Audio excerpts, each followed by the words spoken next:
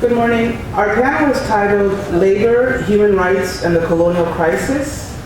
We have 4 presenters this morning, including Amy Loisel from the University of Connecticut Stores, Jorel Melendez Badillo from the University of Connecticut Stores, Jose Raúl Cepeda Borrero from the Inter-American University of Puerto Rico in Ponce, and Ashley Ortiz Chico from the University of Connecticut Stores. I will introduce each speaker immediately before their presentation, okay? And we're going to go by order. And by the way, my name is Sorcerera Moral. I'm at Amherst College. So our first speaker, Amy Loisel, is a PhD candidate in history at the University of Connecticut. She specializes in the histories of women workers, gender, and race in the United States since 1900, with an emphasis on global capitalism and popular culture. Loisel received her BA in history from Dartmouth College and an MA from the University of Vermont. She is currently at work on a project entitled The Norma Ray Phenomenon, Crystal Lee Sutton, Puerto Rican Needleworkers, and a Neoliberal Icon. Her paper today is titled A Laboratory for Neoliberalism, Puerto Rican Needleworkers, Flexible Labor Markets, and Rationales for Exemptions and Incentives. Welcome.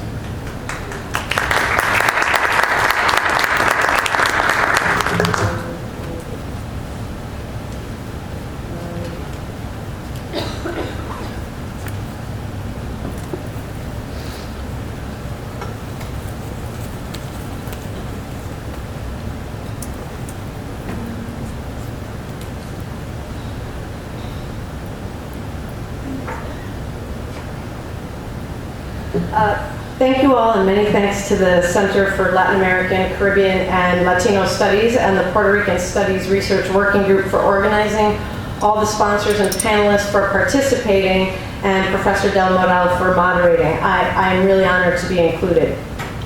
My presentation addresses textile and garment industry practices that set patterns which fuel the current crisis. As a historian, I'm interested in potent convergences rather than an established series of causes. In the case of the U.S. political economy, occupation of Puerto Rico provided intertwined public offices and private enterprises with the opportunity to experiment with imperialism. That imperialism relied on military and political hierarchies, but also trade and investment, real estate manipulation, offshore manufacturing, and labor market calibration. Puerto Rican landowners, bankers, and policymakers participated as influential players even without the same positions of power.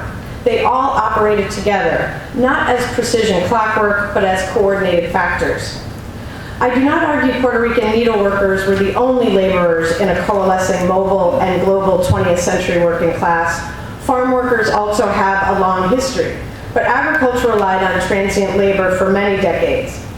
At the turn of the century, Puerto Rican needleworkers provided the U.S. government, mainland corporations, and island enterprises a unique possibility for exploiting a highly flexible manufacturing labor force. A group of skilled women that provided both lowest wage labor on the island and lower wage labor on the mainland. It was important timing because the textile and garment industry was disaggregating, freed from New England water power and redesigned by models like Fordism and Taylorism. Starting soon after the occupation in 1898, U.S. government officials, trade reps, industry execs, investors, and island contractors recognized Puerto Rican needleworkers as a pool of skilled labor easily calibrated to fluctuating needs. Those needs derived from constantly changing circumstances in many locations, all tied into a global textile and garment operation. Gender, race, ethnicity, sovereignty, and citizenship contoured the ways in which enterprises could respond. Puerto Rico opened new possibilities because the 1898 Treaty of Paris did not address territorial incorporation, and the island had a tradition of skilled women's needlework. Linking Puerto Rican needleworkers to the larger history of the textile and garment industry makes visible both the women and mechanisms of global capitalism. The result revises our history as it reveals common accepted employment labels for women workers as social and cultural constructs that segregated women workers although they performed similar work, often for the same conglomerates. Immigrant mill workers in the Northeast, Southern mill hands, and Puerto Rican needleworkers labored in the same textile and garment operation. They were interconnected, but not interchangeable labor markets.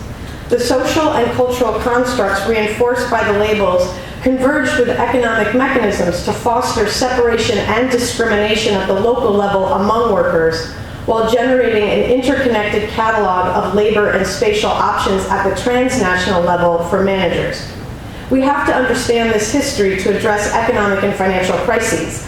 Decades of labor market manipulations went hand in hand with tariff, tax, and investment policies that established selective exemptions, and rationales for inequities. This revision challenges the larger notion of capitalism as a progressive economic system. In the 20th century textile and garment operation, diverse labor practices and work conditions, from piecework in homes to sweatshops to union mills, existed simultaneously in all three regions. In this perspective, capitalism functions as an ever-changing mesh of enterprises, investors, and labor, and the U.S. government acts as a strong state. When we study the shifting strands between the government, enterprises, and Puerto Rican needleworkers, we also trace the early scaffolding for late neoliberal projects. That scaffolding arose from collaborations as interests experimented with sovereignty, offshore manufacturing, and migrations of Puerto Rican women. The pragmatic scaffolding that emerged was as important to later neoliberal projects as the abstract theories of economists like Frederick von Hayek. I define neoliberal projects as privatization, debt, and austerity, but also as malleable employment tied to complicated investment mechanisms and other efforts to drive risk and responsibilities down onto vulnerable individuals. Neoliberalism has a cultural aspect, with optimistic narratives of the market, efficiency, and entrepreneurs working to obscure the predictable exploitation. One important narrative established in Puerto Rico was that of the other, in need of labor exemptions and investor incentives, and it developed around needleworkers. The forms and intensity of experimentation with Puerto Rico fall into four phases. The first phase, from 1890 to 1950, involved U.S. occupation. The Caribbean appeared to offer possibilities for U.S. expansion, but sparked concerns about race mixing. So the omission of incorporation and citizenship in the Treaty of Paris was not an accident. People had debated not the importance of the Caribbean, but the level of integration into the U.S., and the treaty answered that full absorption with statehood and constitutional protection was not expected. When U.S. occupation ended Puerto Rican governance, trade was a priority. The War Department immediately established the Division of Customs and Insular Affairs, which passed increased tariffs on tobacco and coffee entering Cuba from Puerto Rico, two of the top products it had exported to Cuba. But Congress did not open North American markets. The result reshaped Puerto Rico's trade and economy, driving landowners from coffee to sugar and women in the coffee regions to needlework. By late 1898, U.S. importers, garment companies, and department stores were buying fine needlework produced in homes. Press releases, government memos, and World's Fairs represented Puerto Rico as backward but not aggressive.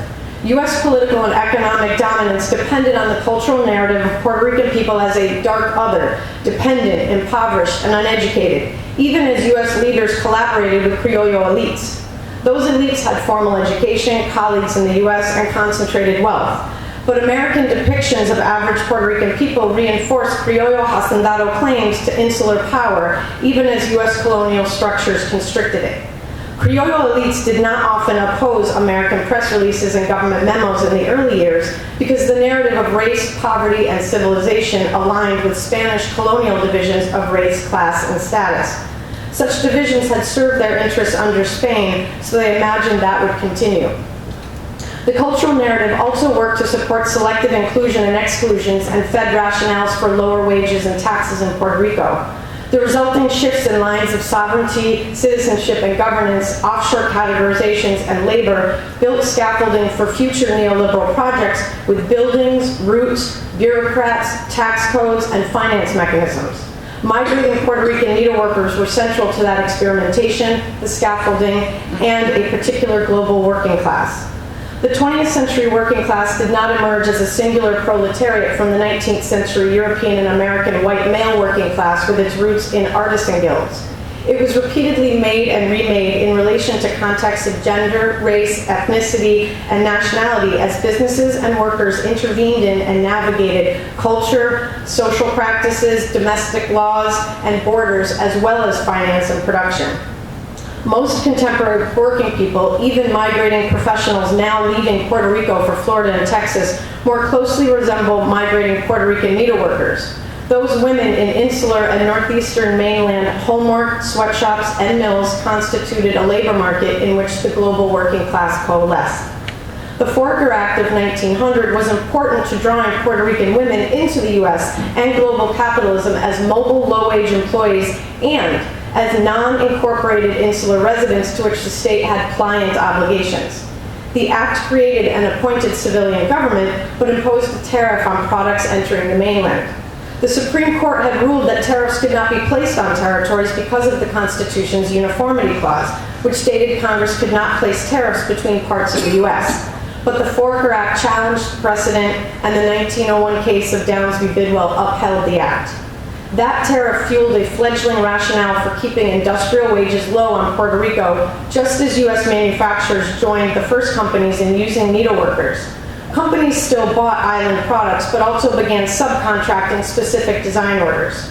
The U.S. government played an explicit role in fostering this manufacturing by partnering with textile industry executives to establish public education programs for sewing in 1909. In the second phase of experimentation, from 1915 to 1930, the Great War magnified the focus on Puerto Rico as European manufacturing shrank. Two types of labor grew simultaneously. The home worker system multiplied and urban factories appeared. By 1918, Mayagüez had 4 garment manufacturers and Ponce had 2 plants with more workers. The Great War also led to the Jones Act, which granted citizenship, allowing for the draft and accelerating the migration of needleworkers to the Northeast. The act also created tax-exempt bonds, increasing sales to investors from the mainland and island. Much needed. Such tariff, tax, labor, and finance policies encouraged companies to see Puerto Rico as a pliable option. The act increased ties to the U.S., defining Puerto Rico as subsumed in U.S. sovereignty, but not part of the U.S. government and not automatically included in benefits of the state. This arrangement served as a template for 1990s neoliberal projects like free zones.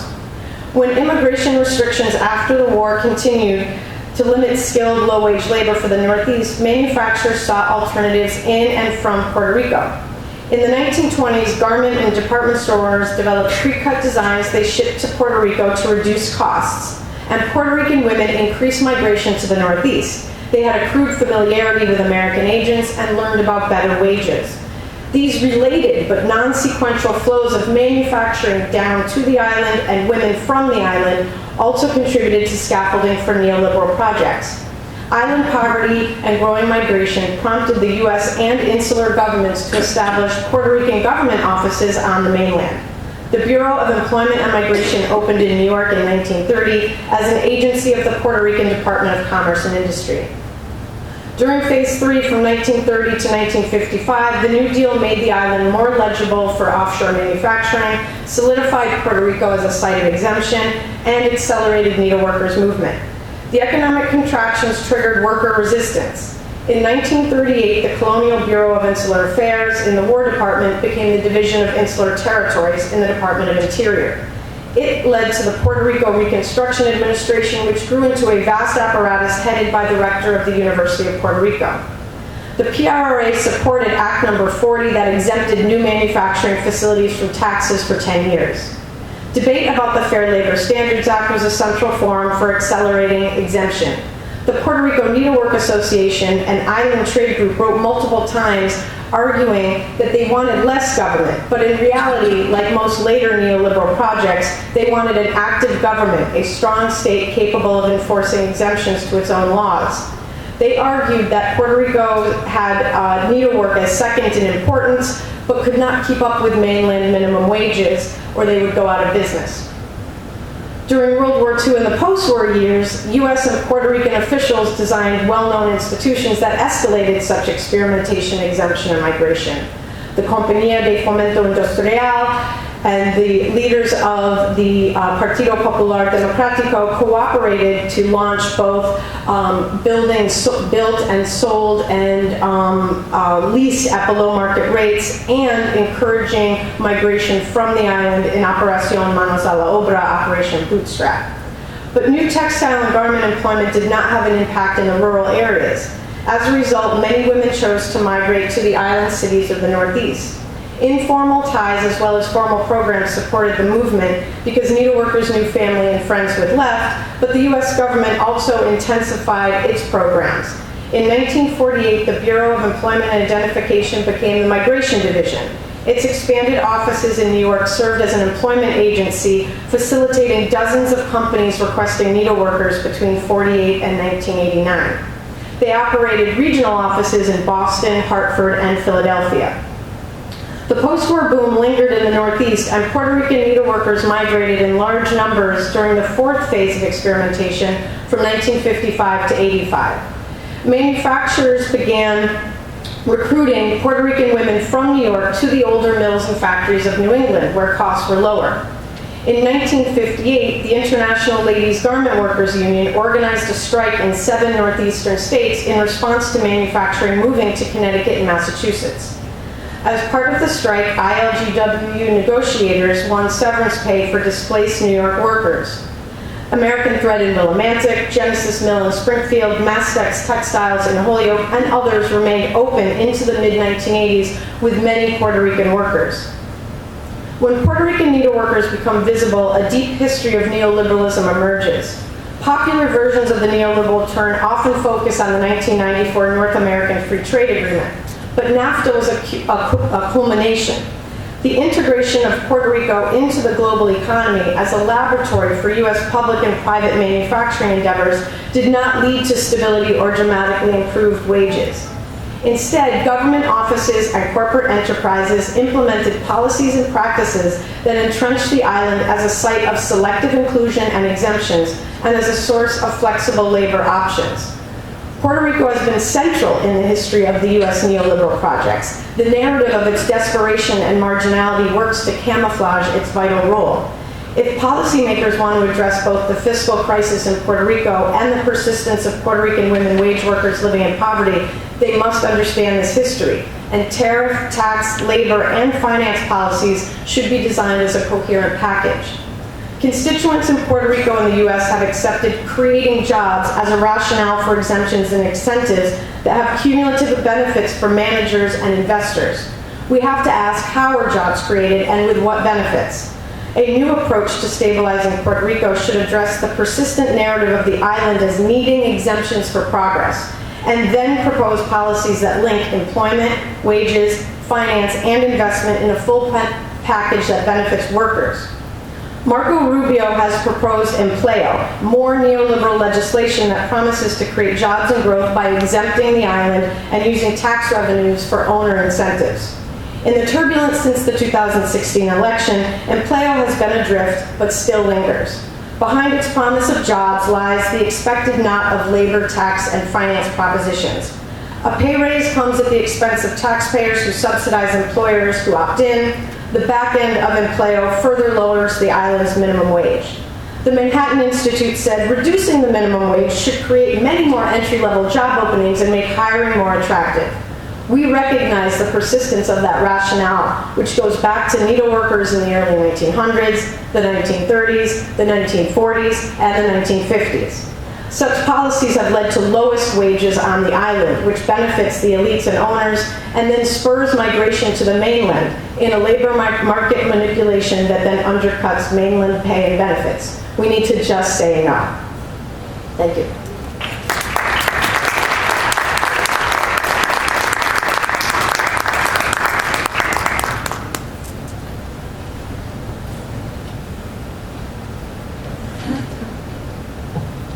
Thank you, Lisa.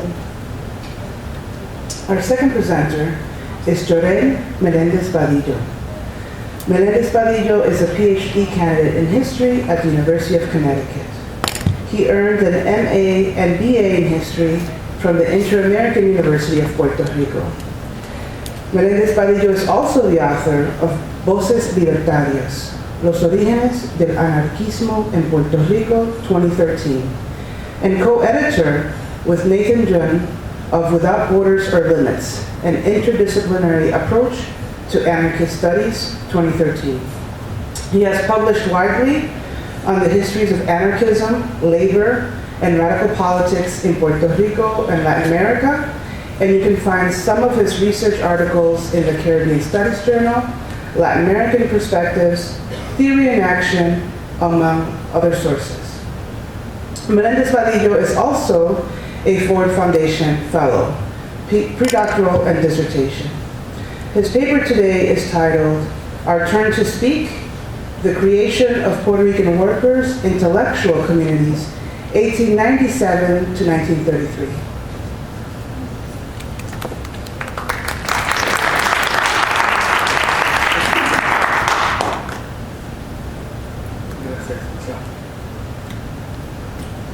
Buenos días, familia. Let me just get this ready real quick. Before I start, I'm just gonna, for the sake of time, I'm just gonna jump into my paper, but first I wanted to thank the organizers for such an amazing conference. I think the topics that we're discussing are really important and much needed. Also, it is a great honor to be among such great panelists. So I'm grateful for that. Also, I wanted to give a shout out to my partner, because often when we have kids in this sort of trade or in academia, there's a lot of unrecognized labor that goes on. So I want to give a shout out to my partner and also a community of friends that we have that allow me to be here as a child is in good hands, right? So whether we agree, thank you.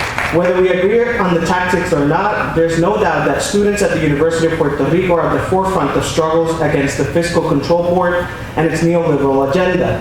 While there can be many explanations for this daring attitude, I suggest one possibility out of many. Because the UPR is a public institution, the movement that emerges nowadays, as it has happened in the past, is intersected by many social identities. It is composed of students from many social, economic, gendered, educational, and racial backgrounds and identities. The university then serves as a social and physical space where students articulate a plural project from their own cultural reference and worldviews while anchored in a series of shared concrete demands, such as a debt audit, no sanctions for students, no fiscal cuts, and even the resignation of Guaynabo's rapist mayor, Héctor O'Neill. The project of La Huelga is not anchored around the idea of a revolutionary subject, but on a series of demands and the radical possibilities offered by mobilizing through differences. Yet I will not talk about how these relations take place in contemporary Puerto Rico, but on how they took place more than 100 years ago. Having tried to set the tone with a transhistorical bridge, let me propose to you, the audience, the use of two lenses via quotes that might help situate this paper in the conference's broader theme. First, as Derrida argued, there's no political power without the control of the archive, if not memory. Effective democratization can always be measured by this essential criterion: the participation in and access to the archive, its constitution, and its interpretation. Second, as Jacques Rancière has argued in relation to 18th century French workers, and I think it still holds to be true, a worker who had never learned how to write and yet tried to compose verses to suit the taste of his times was perhaps more of a danger to the prevailing ideological order than a worker who performed revolutionary songs. In December 28, 1896, carpenter Eusebio Felix Santiago invited typographer José Ferrer y Ferrer to an evening meeting. San Juan was still an enclosed city, its forts and walls a testament to the Spanish crown's imperial ambitions. Within 3 months, those city walls would be torn down. Within a year, the city would be occupied by the United States military. Dramatic change was coming to Puerto Rico from without, but the meeting Ferrer y Ferrer was headed to would also launch dramatic change from within. Ferrer y Ferrer arrived at 55 San Jose Street and entered a long and narrow hallway, which is this place right here, which many of you might recognize, right? And if we look in between those little holes that we have, we might imagine how upstairs was an elegant colonial house, residence of a wealthy family, and in contrast, artisans and workers occupied downstairs tiny and damp apartments. The meeting was in one of those rooms that served as carpenter Fernando Gomez Acosta's living space. As Ferrer entered the room, a group of artisans greeted him. In the coming years, some of the workers that participated in this meeting would become central figures in Puerto Rico's labor movement and political life. On that night, they gave birth to the idea of publishing a newspaper by the name of Ensayo Obrero. Those who met in San Jose Street undertook a project that was both political and literary. After being excluded from the island's emerging polity and cultural spaces, they tried new ways to publicly defend and promote their opinions and ideas. In some, they started experimenting with different ways of producing knowledge within an intellectual community that I call La Barriada Letrada. That intellectual community emerged at a moment when Puerto Rican social and political structures were being reimagined after the 1898 U.S. occupation of the island. 19th century men of letters who actively participated in the creation of a public sphere of opinion independent of the Spanish colonial state now ventured into politics and were appointed to positions of power within the emerging polity. At the turn of the century, the state also institutionalized new forms of knowing and controlling its population by regulating hygiene, sexualities, education, and public conduct. Although what Latin American literary critic Ángel Rama called the lettered city had emerged in Puerto Rico during Spanish colonial times through a nexus of lettered culture, state power, and urban location, it was reconfigured after 1898. Although it emerged in the margins of power, the letter barriada, like its counterpart, was consolidated through a nexus of political power, letters, and space.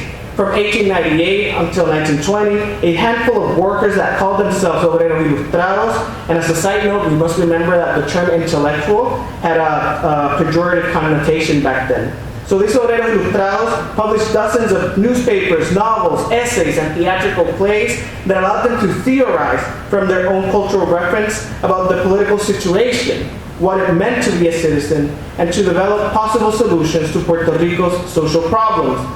While workers' literary and cultural production has been analyzed by historians and social scientists as a product of their class struggle or class consciousness, another reading allows us to appreciate the development of their own particular aesthetic sensibilities. Likewise, obreros ilustrados forged plural identities that were not limited to static categories. That is, some of them saw themselves as poets, literatos, journalists, sociólogos, filósofos. La Barriada Letrada offered a space where they could create, affirm, and defend those multiple identities.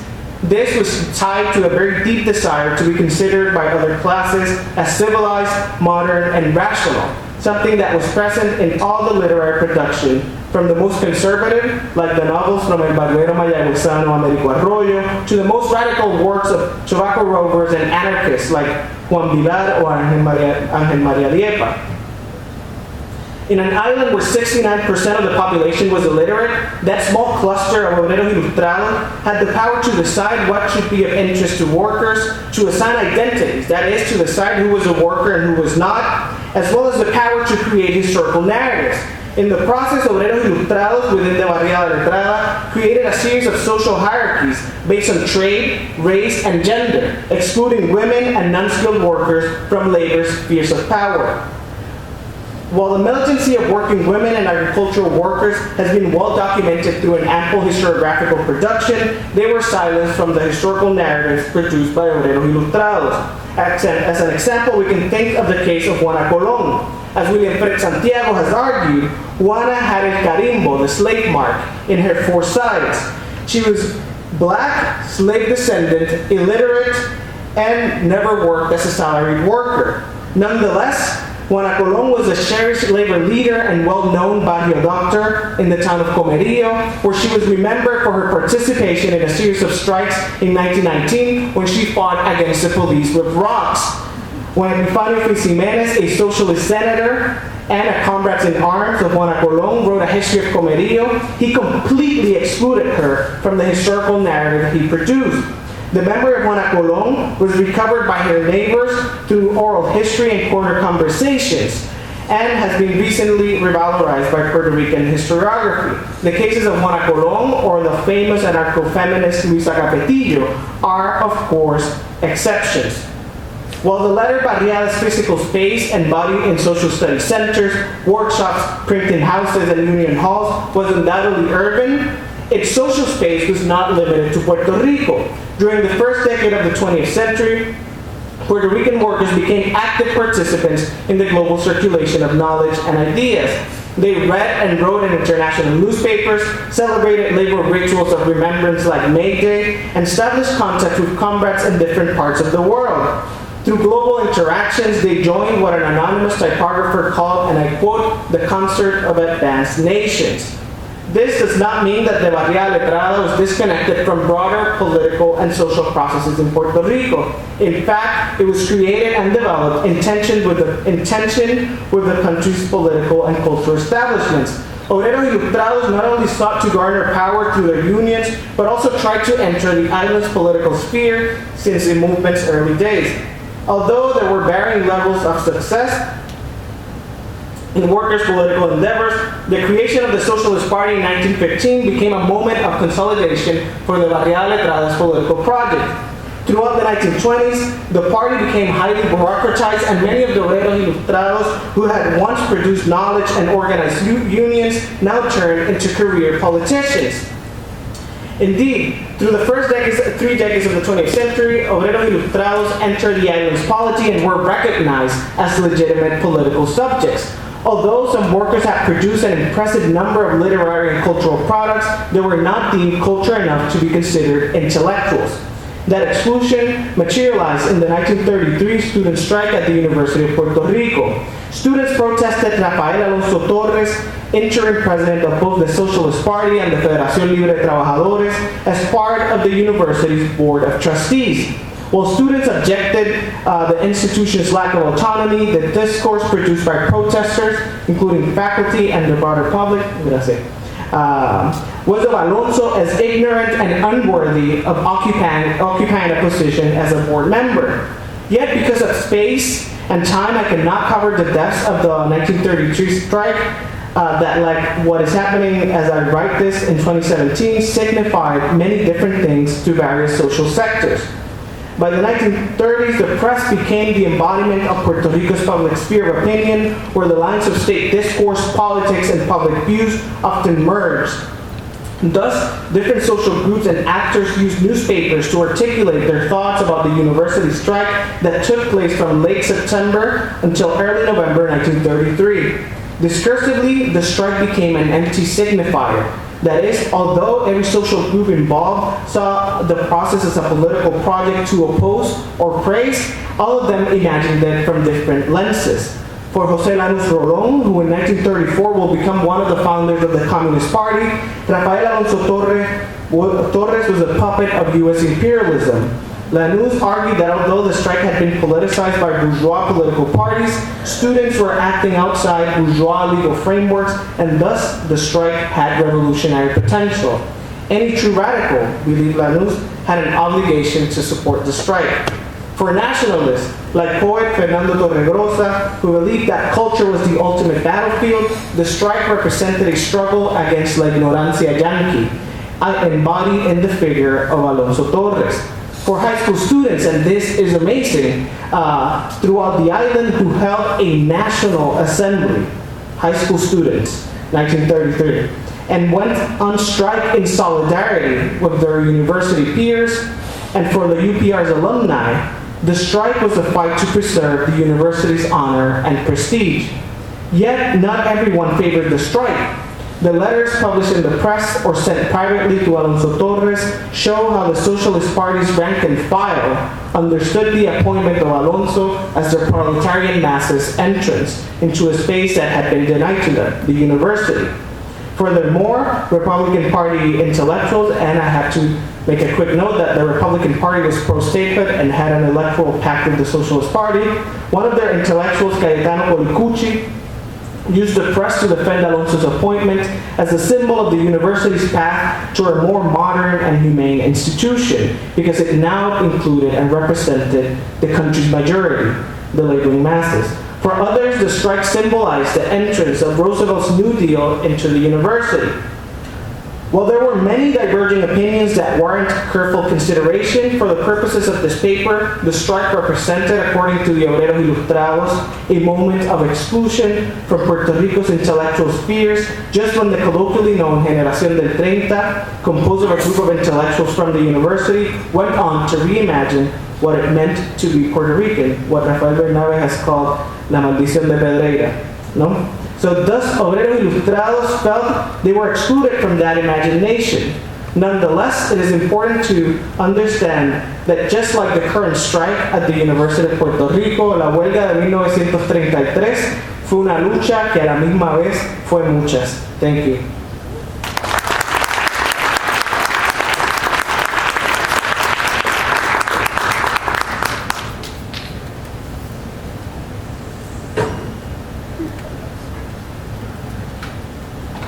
Thank you, Jordan.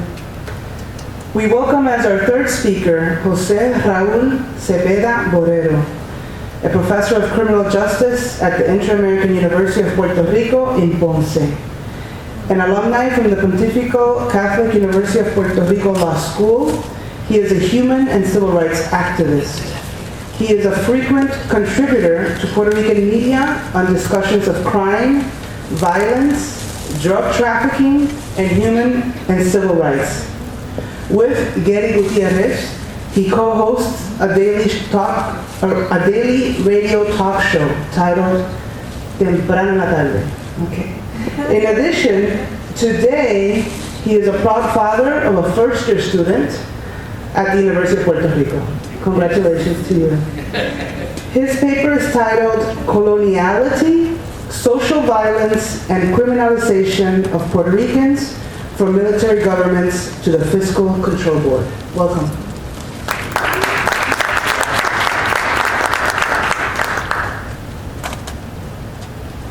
Buenos días y muchas gracias. Thank you to the organizer, but especially to my friend Agustín Lao, que es mi anfitrión en este viaje y que me convenció hace 2 semanas. Only 2 weeks ago, he convinced me to join you here, and I thank him for that.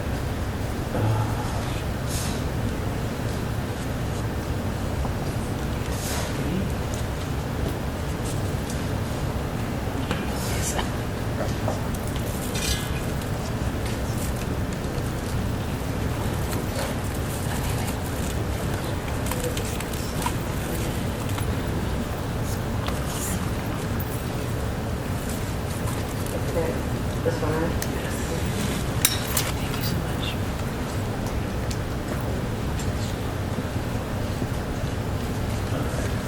Thank you. Okay. Trying to approach the debate on the current Puerto Rican fiscal crisis from the criminological perspective may seem counterintuitive. Sorry for my Some may argue that it should be an economic debate because it wasn't until the recent emergence of critical criminology that the theoretical tools to study the relationship between both the economic hardships and the crime rates were available. During the 20th century, during the 20th century, Puerto Ricans developed kind of a taste for violent games and play. We drive violently, and even we love violently. Criminal violence trends during that period of time show some very interesting signs. In spite of the obvious upward trend, it's not a straight line. It has its peaks and valleys. Historically, the highest levels of violence from the 40s seem to coincide with periods of the highest economic hardship and sociopolitical unrest. After each high point came a period of downward trends that extended from 5 to over 10 years, where the murder rates dropped sometimes over 30%. It is common for there to be a proportional increase in violent crimes in relation to population growth, as we see in Puerto Rico between the 40s and the turn of the century. However, During this time, Puerto Rico saw a decrease in the younger 15 to 25-year-old population, which contradicts the tendencies in other countries. The 50s and 60s deserve special attention, where several factors influenced a sustained reduction of violence, like large immigration of the population, especially during the 40s and 50s, Operation Bootstrap and the industrialization process it brought, and Operation Serenity that increased police presence while decreasing the pressure on the political persecution from the previous decades. The cash flow injection coming from the industrialization and other New Deal-inspired policies allowed the emergence of workers that view themselves as middle class and were offered opportunities to social mobility only previously available through immigration. This type of mobility had not been available before, at least in a large scale in the history of Puerto Rico. All of these new developments create the conditions for the relatively low numbers of violent crime of the period. However, all of this ended in the early 70s with the oil crisis, and since then, all other manifestations of the rise of neoliberalism fueled by Friedman's free market capitalism theory. I would argue that Puerto Rico criminal violence can be attributed to three factors that are both violence and generators of violence. First, and not necessarily in order of importance, machismo, a consequence of the heteropatriarchal rule, could be understood as a perversion of the Bible canon of patriarchy. This, when added to the Puerto Rican history of Spanish military colonization that began in the early 16th century and was an almost exclusively male process, might have led to the perception of men as master of women and with the right and duty to, by whatever means, defend their honor and interest against all others. But in times of high economic and financial hardship, when it became impossible to take decent care of one's own family and self, it might have led to frustration, sometimes expressed in the form of lateral violence directed to the same people they are supposed to be caring for, instead of against those who actually prevent them from earning a fair living wage. A second factor, neoliberal capitalism, the economic successor of colonial mercantilism, in its contemporary approach requires financial and industrial deregulation, but at the same time, and according to Naomi Klein's famed book, The Shock Doctrine, which criticized the works of Milton Friedman and the Chicago School of Economics, it's expected the government to control the workers, consumers, and communities to serve their financial interests. Since 2003, George Jones, cultural criminology, identified the phenomenon as social bulimia, an evolution from Durkheim's anomy as a social factor that leads to violence and social deviation due to social values where consumptions and ostentations are factors identified with social success. A third factor, colonialism and the resulting colonized mind, as described by the Martinique psychiatrist Frantz Fanon and the African writer Albert Maine, is the process through which colonized people adopt the ideologies and values of their master, but at the same time perceive themselves as inferiors or unfit to solve their problems on their own. The colonized are alienated and frustrated beings, complex because they have internalized the ideology of the oppressor and see the cause of oppression in their own inferiority instead of finding it in the domination itself. Colonized minds are the product of political and economic subordination, and for both Fanon and Maine, is characterized by continuous tensions and a permanent state of violence. The perception of colonialism in Puerto Rico took a dramatic turn in 2016 due to the decisions of the U.S. judicial and legislative branch that changed the legal frame of the relationship between Puerto Rico and the U.S. from this point forward. As we well know, through the 20th century, the so-called insular cases established the constitutional interpretation of the legal and political relationship between the U.S. and the territories acquired by them through different means. The sovereignty of the people of Puerto Rico was transferred from the Spanish Crown to U.S. Congress via the Treaty of Paris of 1898. On that decisive occasion, the people of Puerto Rico didn't have any representation, unlike Cuba, even though both nations did have representation in the Spanish courts, the legislative body of Spain. That is in itself another issue for other debates. Almost immediately after the Foraker Act, the first civil rights government law for Puerto Rico, the U.S. Supreme Court resolved Downs versus Whitwell, whereby the court clearly stated that Puerto Rico was not part of the U.S. Justice White, in his concurring opinion, laid the foundation for the concept of incorporation when he wrote that Congress had discretion to decide whether and when to incorporate the territory into the United States. He viewed Puerto Rico as an unincorporated territory and thus concluded that the U.S. Constitution and the Bill of Rights did not apply in their entirety to the island. Later, the Jones Act, second civil government law for the island, in the case of Balzac versus people of Puerto Rico, the Supreme Court decided that the power to govern a territory does not imply that Congress is expected to make ceded territories part of the United States by congressional action. It does not contain any clause which declare the purpose to incorporate the island or to such effect. While this is not conclusive, it strongly tends to show Congress inclinations. After the 600 Act in the context of the Cold War and the subsequent 1952 Constitution for the Commonwealth of Puerto Rico, both the U.S. and the Puerto Rican government act as if significant changes in their relation were in effect. In particular, the U.S. District Court for Puerto Rico and the U.S. Department of Justice have both acted in the matter of prosecutory power and jurisdiction in the same manner as with the incorporated state for over 60 years. However, on July of 2016, Puerto Rico versus Sanchez del Valle put the Puerto Rican Constitution to test when it stated the dual sovereignty test focused not on the fact of self-rule, but on where it first came from. It then clarifies, Congress, in Public Law 600, authorized Puerto Rico's constitution-making process in the first instance, and Congress in later legislation both amend the draft charter and gave it the indispensable stamp of approval. Put simply, Congress conferred the authority to create the Puerto Rico Constitution, and finally the lapidary phrase, the island's constitution, significant though it is, does not break the chain.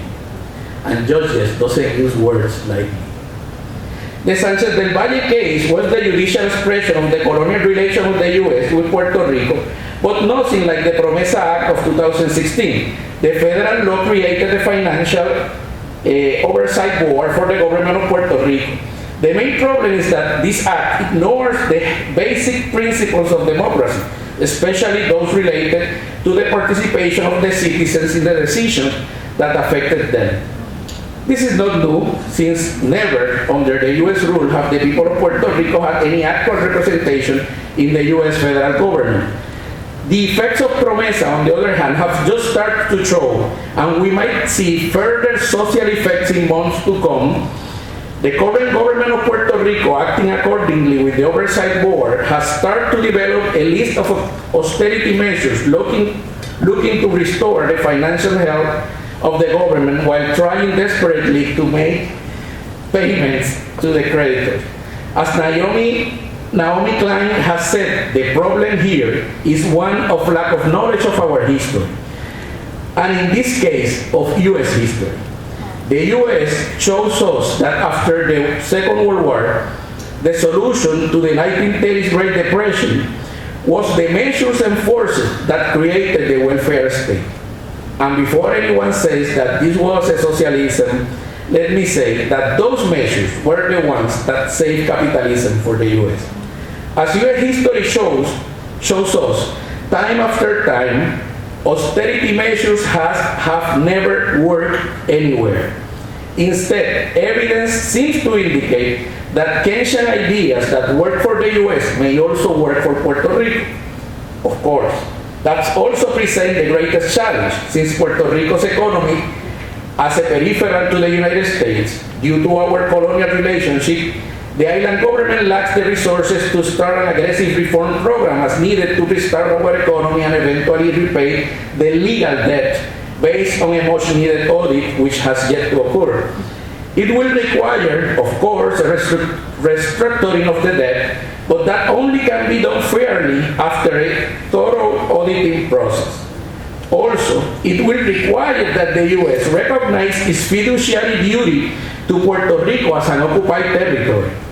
As economist Luis Rey Quiñones has explained several times in the pages of Claridad newspaper and other media, colonies built debt in order to develop infrastructure attending the needs of the metropolis, both military and economic, and not the colony's needs. The infrastructure has to be paid by the people of the colony, which is part of the oppressive conditions that make colonialism a form of political violence. The people of the colony are made to believe that all that infrastructure and accompanying debt is for their own interest and well-being. Through decades of U.S. presence in Puerto Rico has served from military bases to one of the top markets of their commercial enterprise and industrial experimentation. For example, one that is going on right now in the agricultural lands of the southern part of the main island of Puerto Rico is Monsanto, and which, according to the Center of Journalism Research, has received millions of dollars in the form of corporate welfare or incentive in spite of the island financial crisis. Due to these conditions, the U.S. should be held responsible for its fiduciary duty. This is where the resources for the new Keynesian measures and control welfare state policies may come.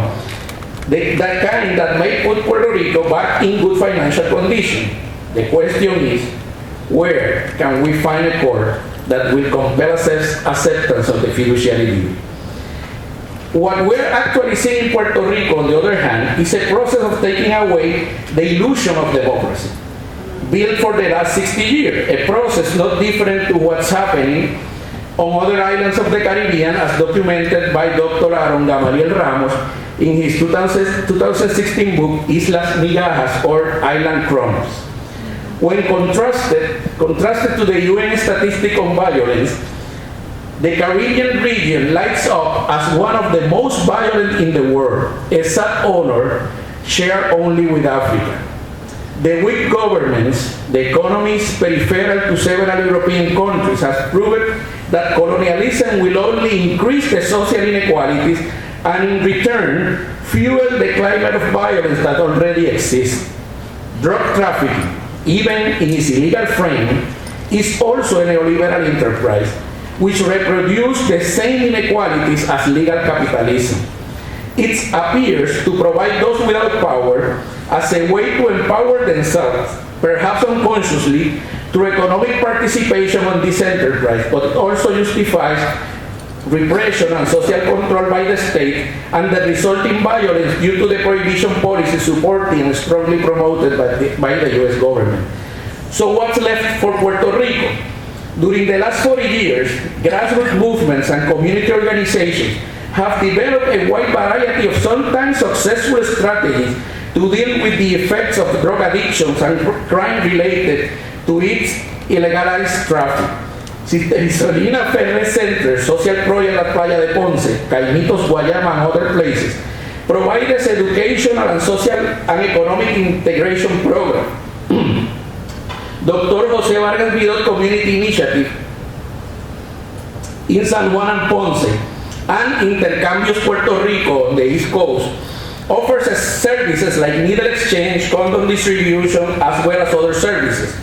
Taller Salud Health Workshop from Loíza attends several social issues and took on the task in 2012 to implementing a Cure the Violence project that helped to dramatically reduce criminal violence in this traditionally black San Juan suburb.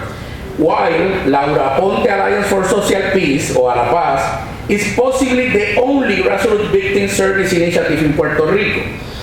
All of these organizations have some things in common: inclusiveness, community participation and integration, and economic opportunities for members of the community.